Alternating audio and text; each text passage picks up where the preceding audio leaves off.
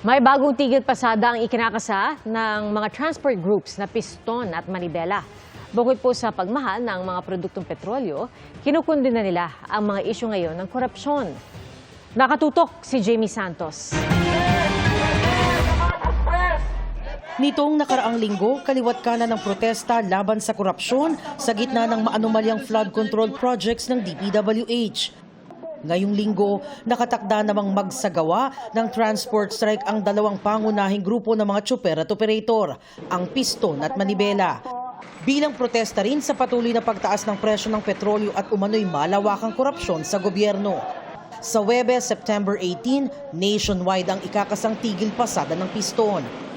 Patuloy na paglala ng korupsyon sa ating pamahalaan at siyempre kaugnay ito sa mga seri ng mga pagtaas ng presyo ng petrolyo. Panawagan po natin ay mula alas 4 ng umaga at alas 7 ay magkakaroon ng programa sa mga masaperya.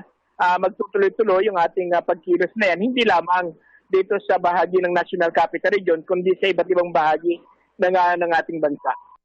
Ang grupong Manibela, 3 araw na tigil pasada mula September 17 hanggang 19. Dahil po ito sa malawakang korupsyon na kung saan po ay yung tax na inaambag namin sa mga produktong petrolyo ay napupunta lang sa mga luho at pagnanakaw nitong mga korap sa gobyerno, lalong-lalo na yung mga nakaupo ngayon. Makikilahok din daw ang Piston at Manibela sa kilos protesta sa September 21, Luneta para ipanawagan ang pananagutan ng mga tiwaling opisyal ng gobyerno. Kasabay nito, naka-red alert na ang Armed Forces of the Philippines simula noong September 12 sa gitna ng mga protesta. Wala pang tugon ng LTFRB kaugnay sa gagawing protesta ng Piston at Manibela.